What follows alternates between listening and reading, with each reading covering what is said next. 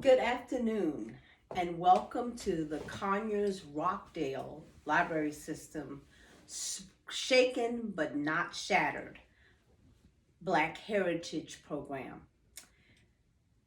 The great late Fannie Lou Hamer said that there are two things that we should never forget, and that is number one, who we are, and number two, those bridges that brought us safely across. When we think about the power of our story and who we are, we understand that we indeed stand on the shoulders of giants. We stand and walk through a path that those who came before us beat for us. So I like to start out by reciting a poem that was actually written by Langston Hughes. It's entitled Negro Mother.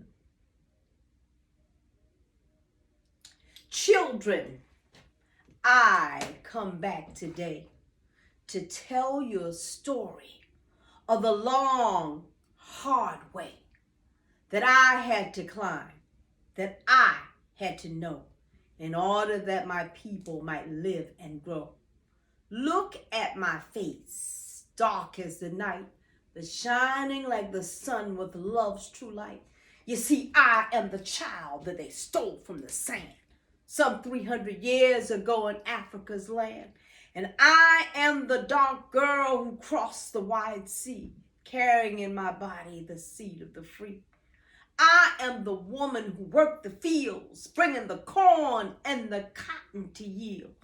I am the one that labored as a slave, beaten, mistreated for the work that I gave.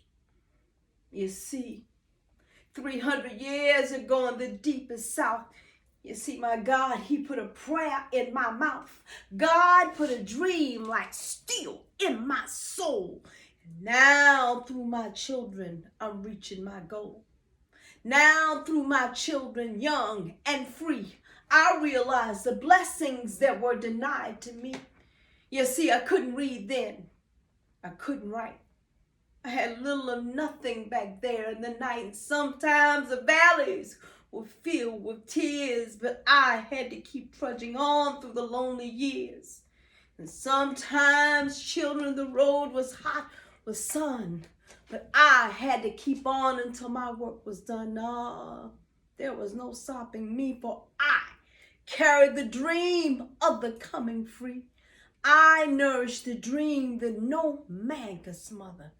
Deep in my heart, the Negro mother. I had only hope then, but now through you, my children of the day, you see my dreams, they can come true. All you children in the world out there, remember my pain, my sweat, my despair. Remember my years heavy with sorrow, and you make of those years a torch for tomorrow. Make of my past a road to the light, out of the ignorance, the darkness, the night. Lift high, lift high, lift high my banner out of the dust, and stand like free men and women supporting my trust. Remember the whip and the slaver's track. Remember the wrong and their struggle and strife may still try to bar you the way and deny you life. But march ever forward, breaking down bars. Look forever upward at the sun and the stars, for I will be with you until none other dares to keep down the child of a Negro mother. So we remember those that came here before. We remember the shoulders of those that we stand on. And what we would do now is I would like to just kind of remember those and call the names of some of our ancestors that came before us, that we remember who they are. And we're going to do something that's called libation. And libation is a way of remembering a person. If a person lives on in your thoughts, your prayers, they live on, although they have transitioned to the ancestral realms. So when we come together, we always start out with any type of African-centered program, we always start out by remembering those who came before us. Remember those women that came here, and those men who came here and were enslaved. We remember those who were brought here, and we say and call their names. We remember people from our history. We remember men and women like Sojourner Truth. And as I drop the water, we say together, Ashe. And Ashe is a Yoruba word which means amen, or so let it be. And many of our ancestors that came here were brought from the region of Africa that spoke Yoruba. So we will call the name Sojourner Truth, and all of us will say together, Ashe. Harriet Tubman, Ashe. Benjamin Banneker, Ashe. David Walker, Ashe. William Steele, Ashe. We remember Sarah Douglas, Ashe. Frederick Douglass, Ashe. We remember Martin Delaney, Ashe.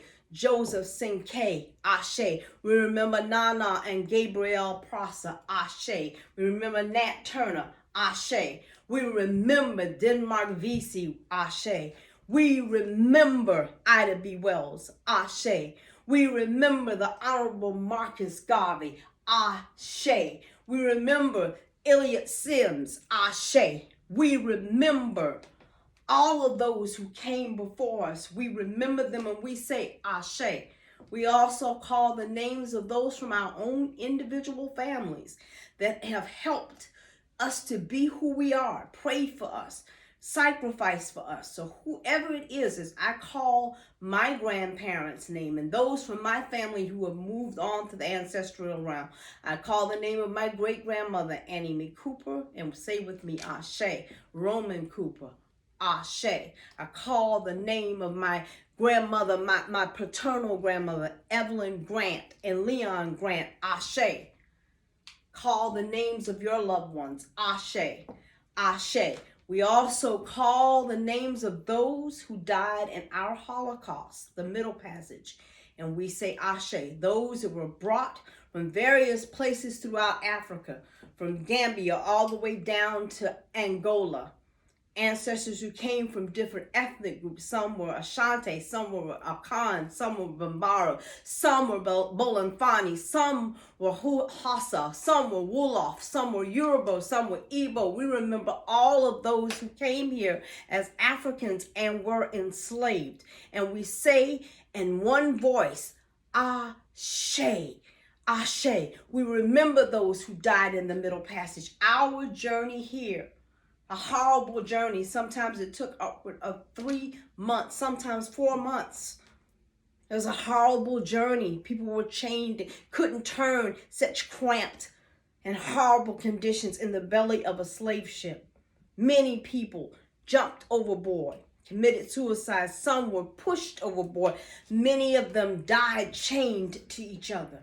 Can you imagine how horrific that was? They said that sharks would actually follow a ship from the shores of Africa way into the Atlantic. They also say that the bones of our ancestors lined the floor of the Atlantic. We remember all of those 3 million who died in our Holocaust, came through the door of no return, traveled through the Atlantic all the way here, and we say, Ashe. Ashe, so let it be, so let it be. Our story is a powerful story, but it's a story that we must tell.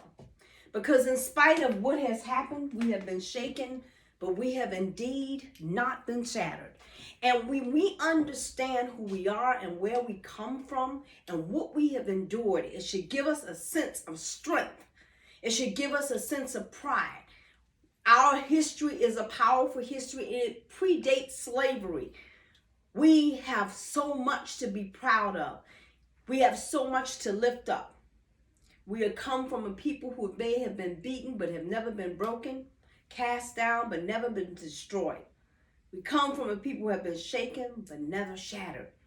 And when our people came to these shores, they came with their ways, their culture, and all of that was taken and snatched away from them. There were certain things that they held close.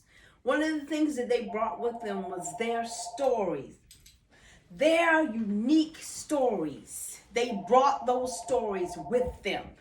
They brought their hopes and their dreams through their stories.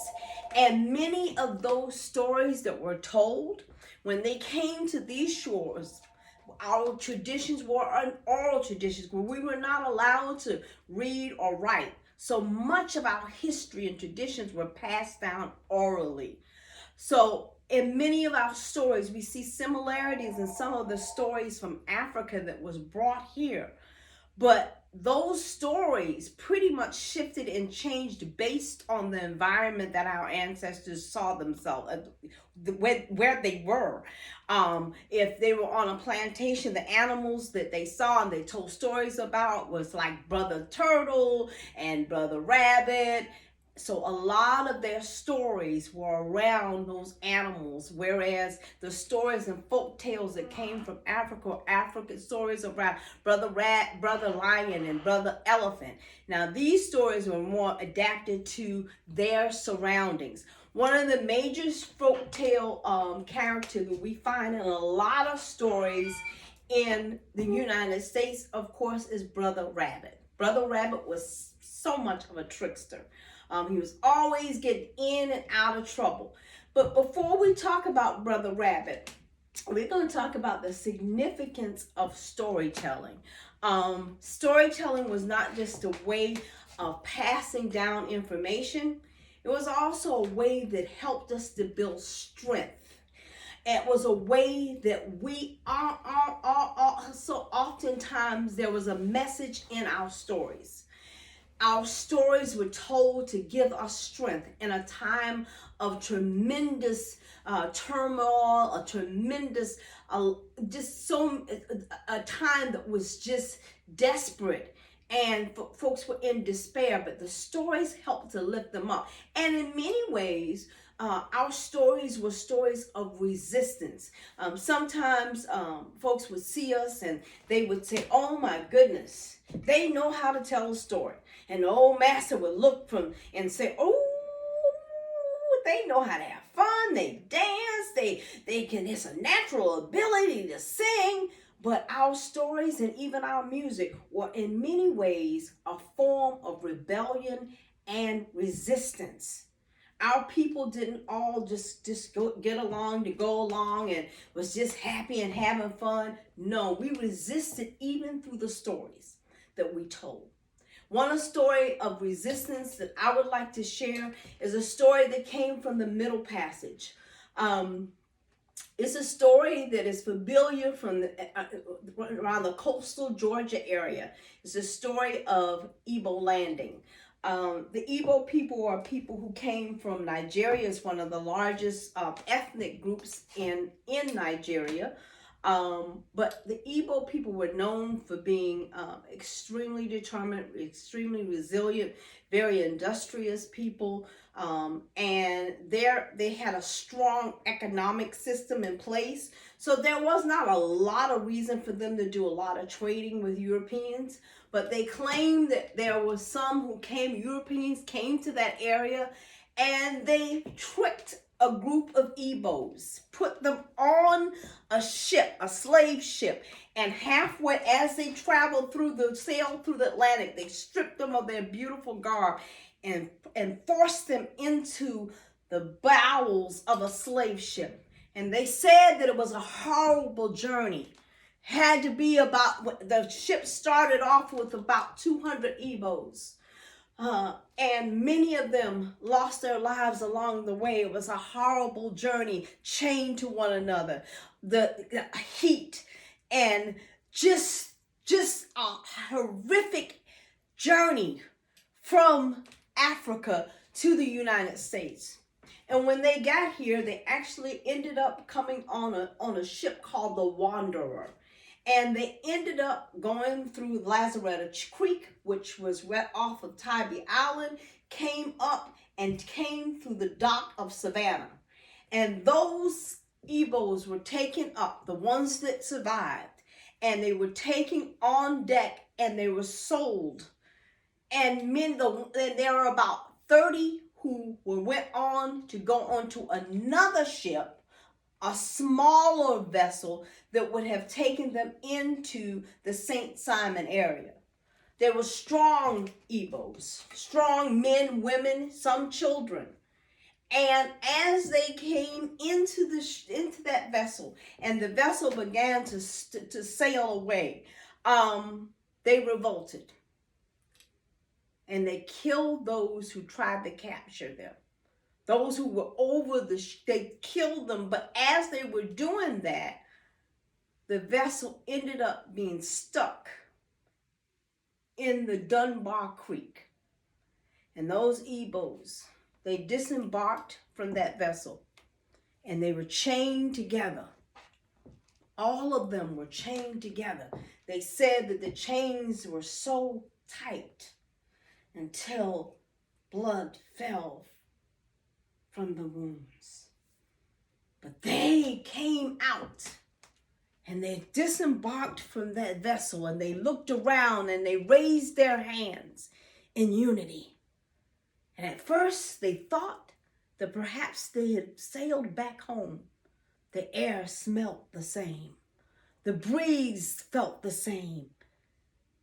But as they began to walk on shore, that they realized that there was something different.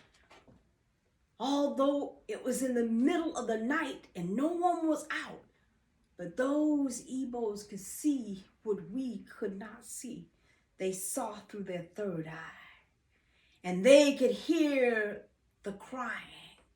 They could hear the whips. They could hear the weeping and the wailing. And they said that those Igbos walked in unison. And as they looked around, something came over them. They felt that there was a horrible, that this was not a good thing. And they could see and hear the cries and see the pain. They said that the leader of those Igbos looked around, and they held their hands up together, and they turned around, and they tell me that they began to walk toward the Dunbar Creek. They tell me that they didn't even say a word. They just continued to walk. And as they walked, in one voice, they began to say, the water brought us here, and the water will take us back home.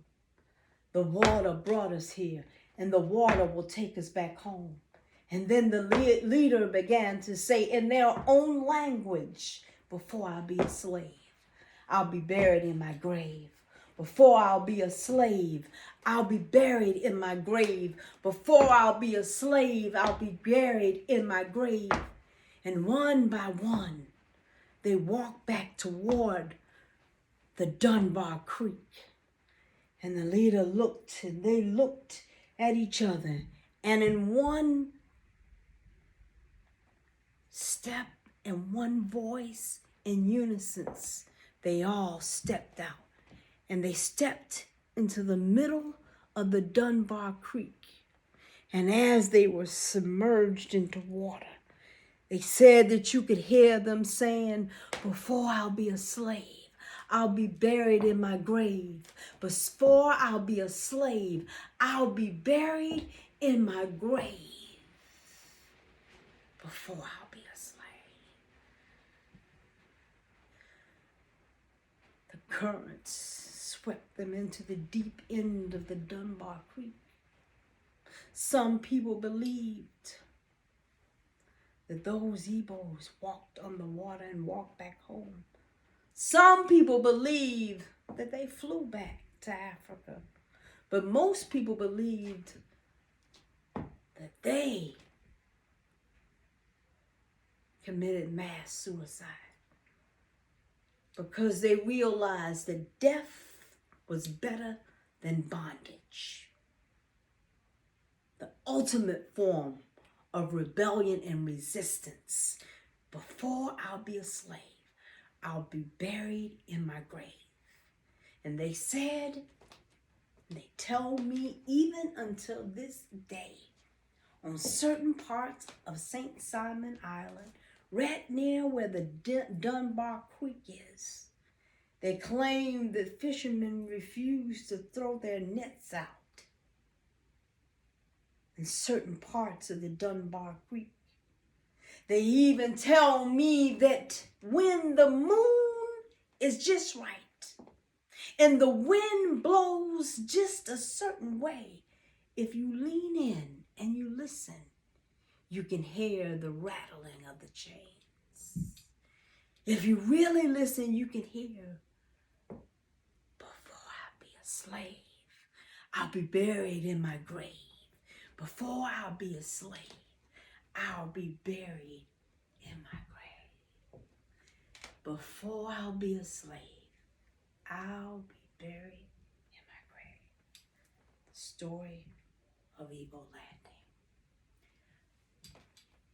Those who did not rebel, those who did not resist, they may have not resisted and they may have survived the Middle Passage and had been enslaved, but they resisted in other ways.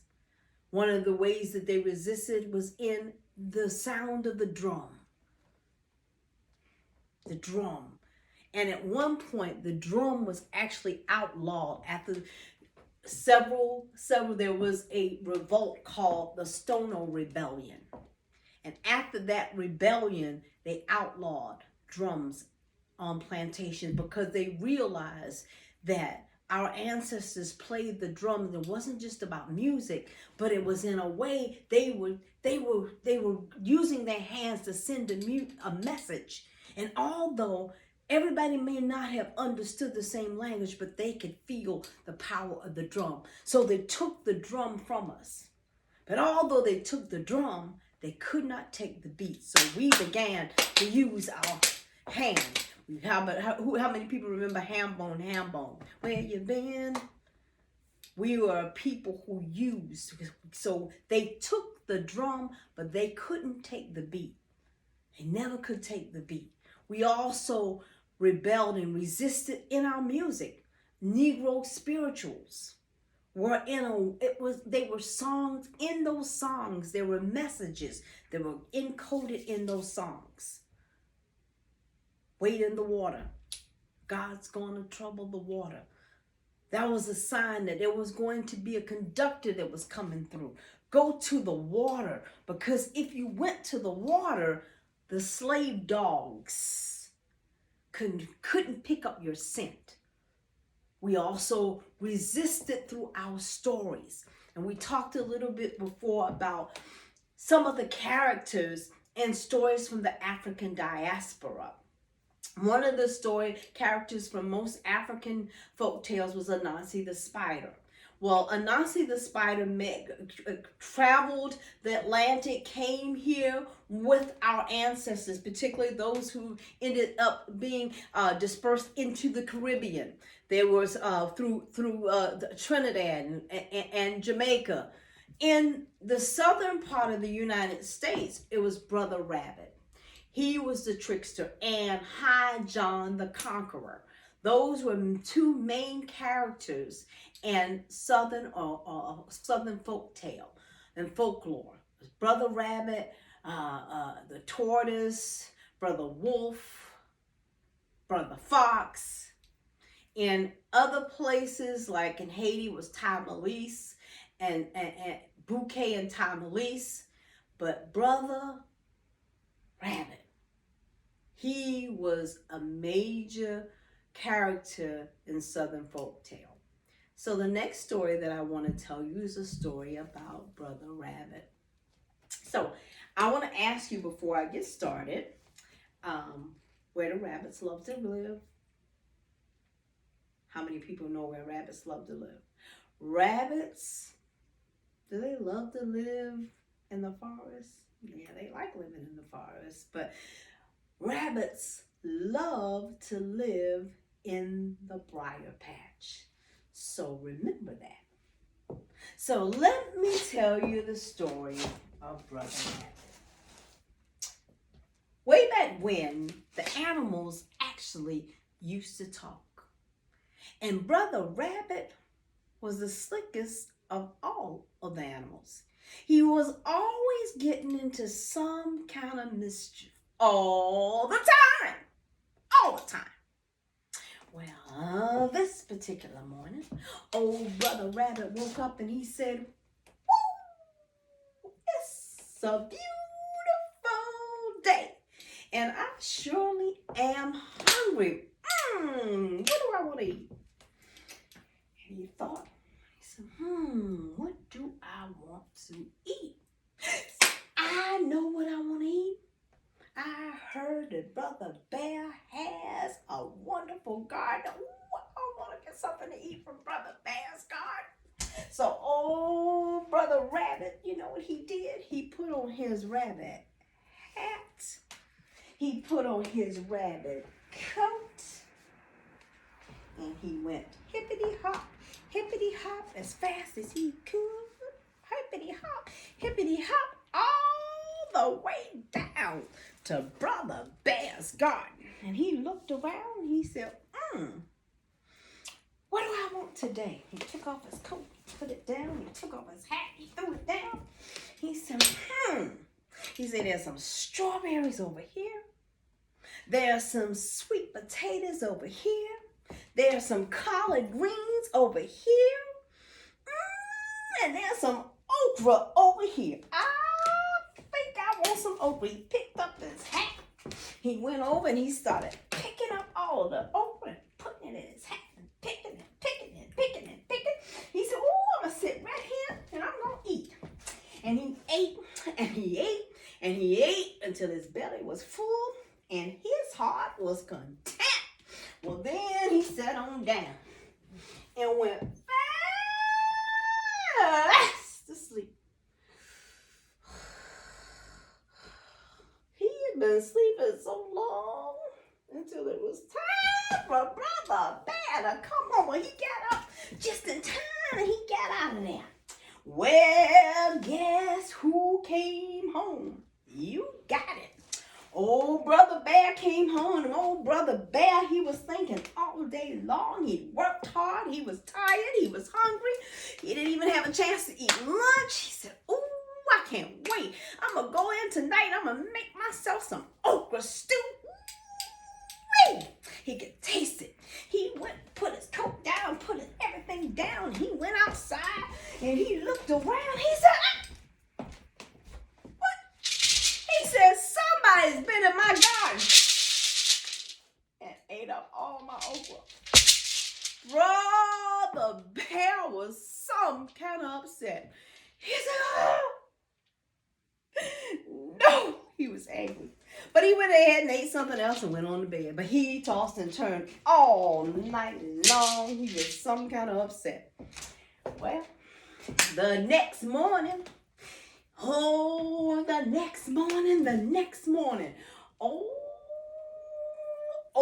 Brother Rabbit, he woke up, he said, woo, it's a beautiful day, and I am hungry. I think I'm going to go back down to Brother Bear's garden, and I think today, I don't know what I want. Do I want some candy yams? He's like talking to himself. Do I want some strawberries?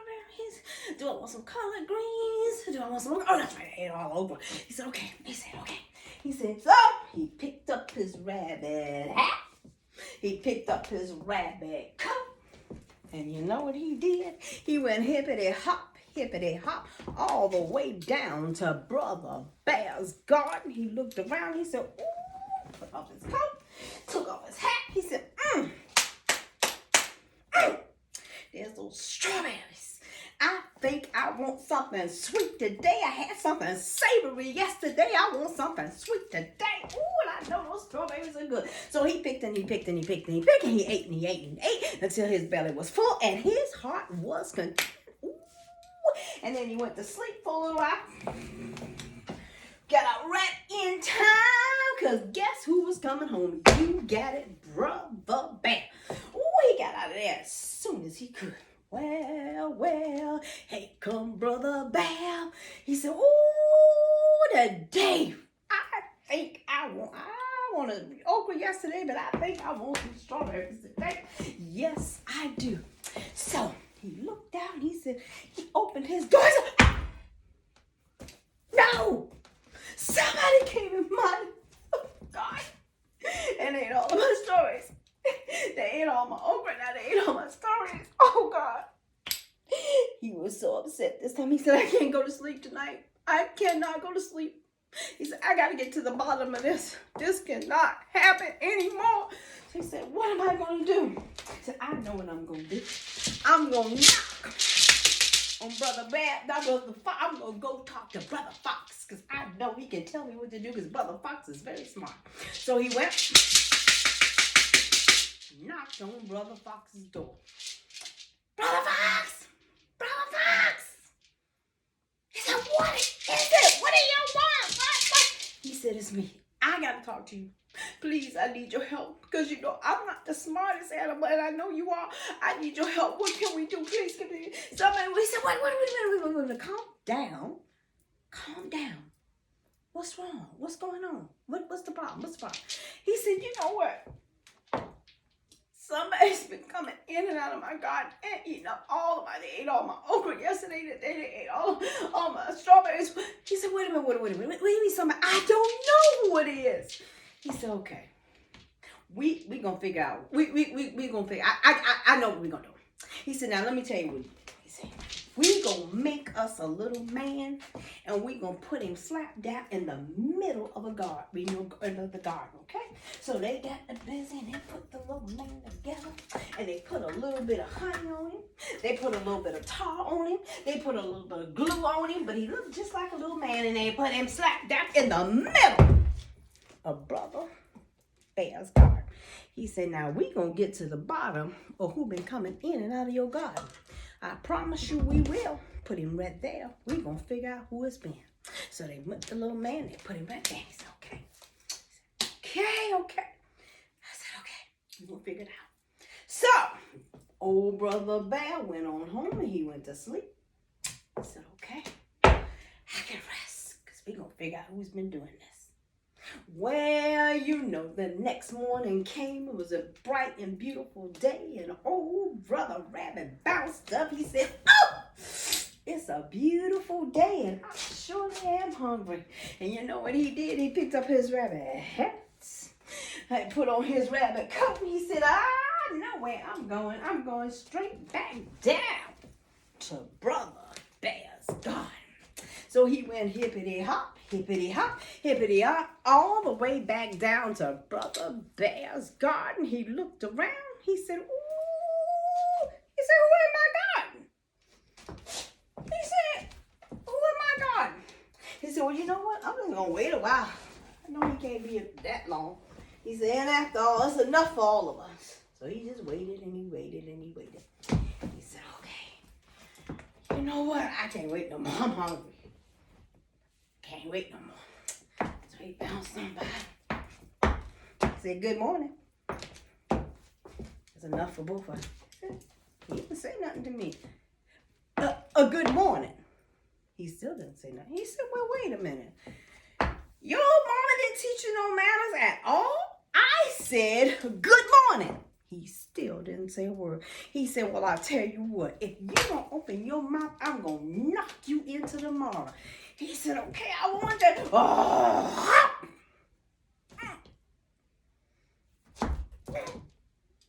He said, well, I tell you what, I got a mean laugh. Oh. He said, that's okay, I got my. Well, he was stuck.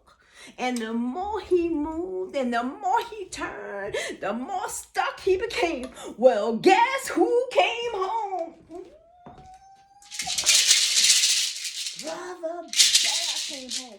He said, you no good for nothing, rabbit. I should have known it was you. I should have known it was you. He said, you no good for nothing, rabbit. He pulled him off of the little man and put him in an old proper sock across his back. And he said, now, what am I going to do with you? And he started pacing back and forth and pacing back and forth. He said, what am I going to do with you? He said, ooh. I'm going to do? I'm going to throw you in the fire. Well, you know what? Rabbits might not have much, but they got big ears. So old Brother Rabbit heard it. He said, Brother Bear, all of a sudden, I'm so cold. Brother Bear, could you please just take me down to the fireplace and just throw me in the fire? Please, please, please, so I can be warm. One more time. I know I was wrong, but I'm so cold. All of a sudden, I got a chill all the way down my back. Please, please, please. He said, well, I can't take that fool and put him in the fire because he want to go in the fire. I said, no, I can't do that. What am I going to do? I said, what am I going to do? What am I going to do? He said, I know what I'm going to do. Sometimes you just need to be quiet. All right? Because when you talk too much, you get in trouble. But anyway, back to the story. He said, I know what I'm going to do. He said, I'm going to throw him in. He might want to go in the fire, but I know he don't want to go in the water. I'm going to throw him in the water. All of a sudden, old Brother Rabbit with his big ear said, hey, Brother Bear. Please, Brother Bear. Please, Brother Bear. It's me. Please. I know I was wrong. But could you please just take me down to the river and let me get one cool drink of water one more time before I die? Please, I'm so thirsty. He said, oh, this crazy rabbit want to go in the river? Oh my goodness. I can't throw him in the river because he want to go in the river. He said, well, what am I going to do? I got to do something to punish him. I got to show him he can't do this anymore. I got to show him. What am I going to do? What am I going to do? He was like, what am I going to do? I can't throw him in the fire. I can't throw him in the water. All of a sudden, old Brother Rabbit said, hey, Brother Bear, I know I was wrong for coming in and out of your garden and taking your fruit and taking your vegetables. And I know that I was wrong. But whatever you do, you can throw me in the fire. You can throw me in the water. You can beat me. But whatever you do, please, don't throw me in the briar patch. Whatever you do. He said, oh, Brother Bear, I got it now. So that's exactly what I'm going to do. And he ran as fast as he could. And he took the old croaker sack and he rolled it back. And he threw old Brother Rabbit slap dap in the middle of the briar patch. And old Brother Rabbit jumped up and said, praise God, I'm back home where I was born and raised. And that was the end of that story. Yay! So, a lot of times we see in a lot of our folk tales where the more defenseless animal will oftentimes outwit the stronger, his opponent. He would use his head to outthink him. And a lot of times, that's what as our ancestors were working, we were sometimes causing havoc. We were doing things to resist. It wasn't all, oh, we just gonna make sure we, no. We did all kinds of things, sometimes to outsmart, to manipulate, to resist in our own way. So we saw ourselves in those characters. Although our ancestors had no defense, they didn't have guns, but they had their wit, and they believed that they would outwit, outsmart, and ultimately that they would win, because right would always win over wrong. And even though it was in an amusing kind of way, in a mischievous kind of way, they believed that we would prevail. So those stories gave them hope to keep on, to fight on, to resist, to hold on, to do what they could do until freedom came. Ashe. Ashe is a Yoruba word, which means what? Amen, or so let it be. Ashe. So let it be. Another character in African American folk tales was High John the Conqueror. High John the Conqueror was said to have been an African prince who was stolen and brought here. And but High John the Conqueror was a man that was full of mystery. Sometimes he would show up on one plantation and then he would bounce and he would be somewhere else. They could never catch him. He was very elusive. He would just, and he he played by his own rules. They said that High John the Conqueror was a shape shifter and a time traveler.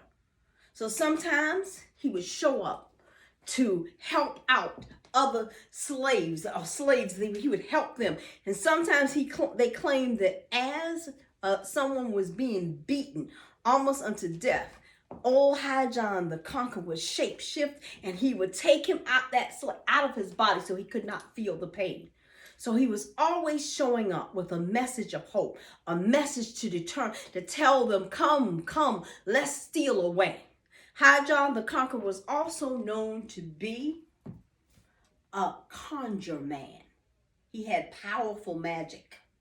And we hear the theme about High John the Conqueror often in different types of blues songs. So High John the Conqueror was another character in some of our folktale. High John the Conqueror.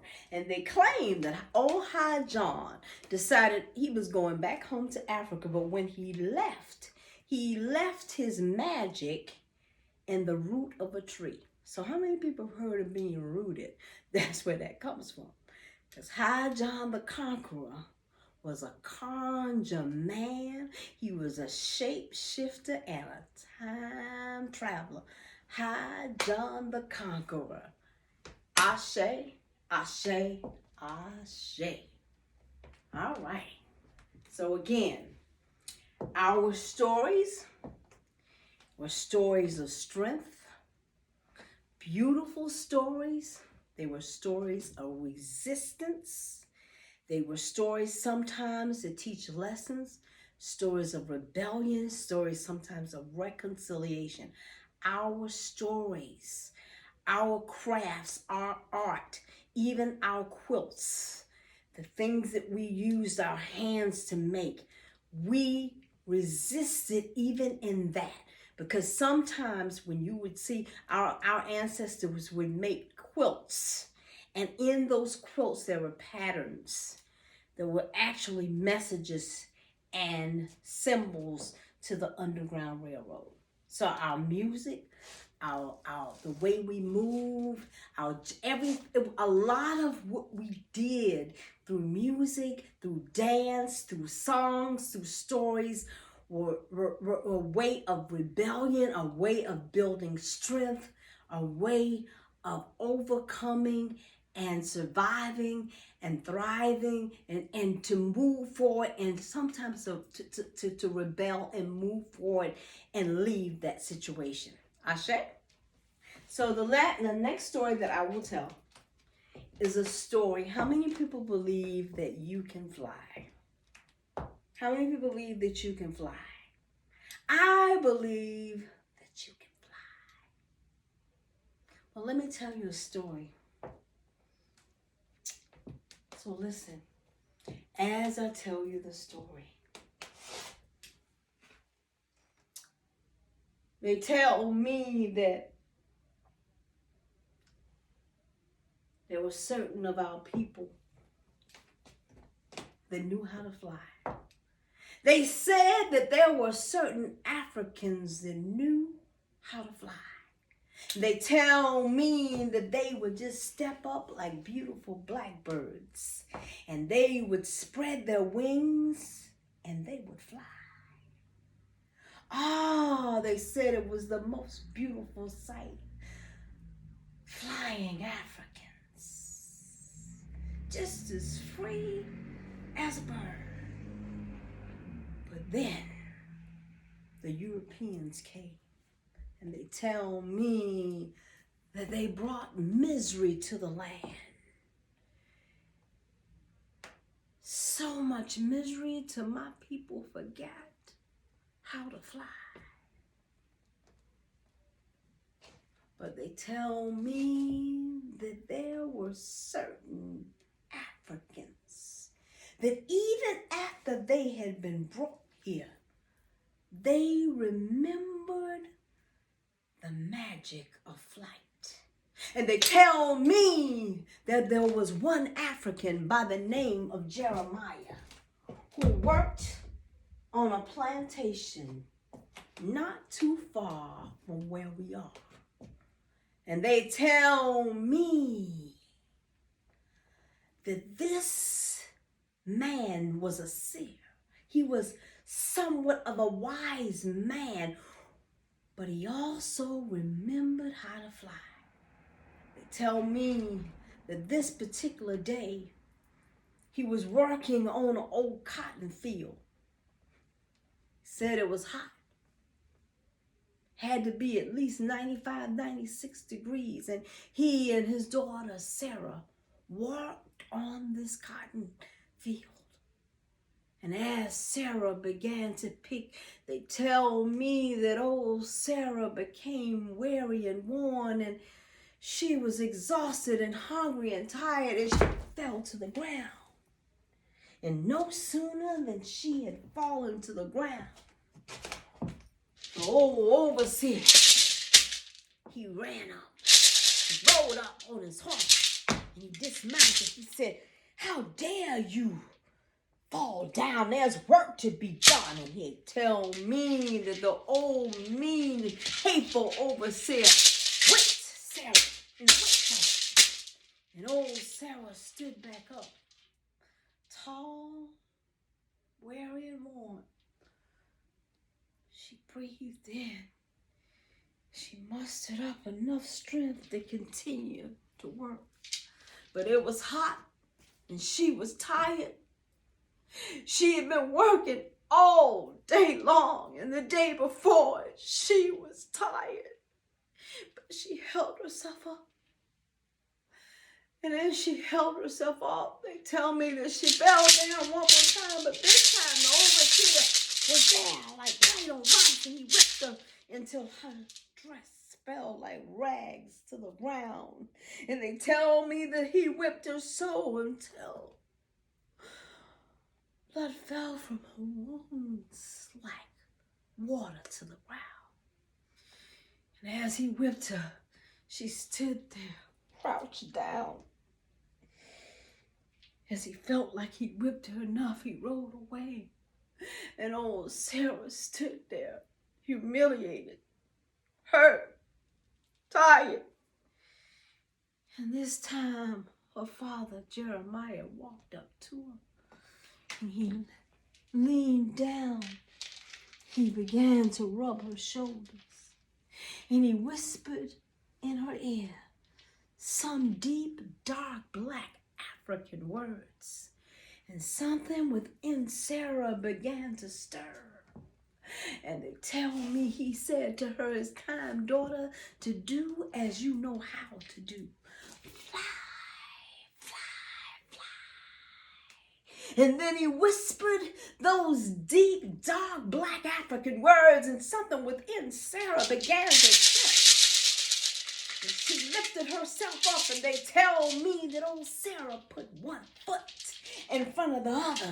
And then she lifted her arms, and they became like wings. And they tell me that old Sarah began to fly. And they tell me that she flew over the cotton field. She flew over the rice fields and the indigo fields and the tobacco fields. And all of a sudden, she flew over weary days and worn nights. She flew over the overseer's whip and the master's track. She flew over the middle passage, and she flew home to freedom. Oh, well, the overseer stood there perplexed, confused, and confounded. But there was nothing he could do because old Sarah was gone. Well, old Sarah was gone free as a bird, never to be caught again. Well, they tell me the next day it was even hotter than it was the day before. And there was a young brother, not much older than 12 or 13 years old. And he took Sarah's place, and the overseer, he was looking, seeing, making sure that everybody was doing what they were supposed to, or what he thought they were supposed to do. And this young brother, he was a young man, 12 years old, just a boy. And they tell me that he was hungry and tired and hadn't had anything to eat. He was weary and worn, and he fell down. And as he fell, the overseer was on him, stood over him, looked and whipped him and whipped him and whipped him. And then he stood back and he waited for a while because he thought his eyes had something had happened. He didn't see what he saw yesterday, but he thought just in case. And he watched. And then he rode away. And old Jeremiah, he slipped out from his hiding place and he stood over that young brother just as he had stood over Sarah. And he touched his shoulders and he lifted that young man up in his arms, and he said, it's time now to do as you know how to do. Fly, fly. And he whispered some deep, dark, black African words, and something within that young man began to shift. And all of a sudden, he flipped over, and they tell me that he rode the wind like a horse. And he began to fly, and he flew over the cotton fields. He flew over the rice fields and the indigo fields. He flew over the cotton fields. He flew over weary days and worn nights. He flew over weeping and wailing and crying and misery and hunger and thirst. And he flew home to freedom. Well, all of a sudden, all over that field, those bridges that were once backs, they stood up, and one by one, those Africans began to remember who they were. And old Jeremiah stood there tall and strong, and he whispered those deep, dark words, those African words, and then the whisper became a cry. Those deep, dark African words, and all of a sudden, one by one, they began to lift up, and they began to fly, and they flew over the indigo fields, and the cotton fields, and the corn fields, and the rice fields, and the indigo, and they flew home. They flew over weary days and worn nights, weeping and wailing. They flew over the slave master's whip.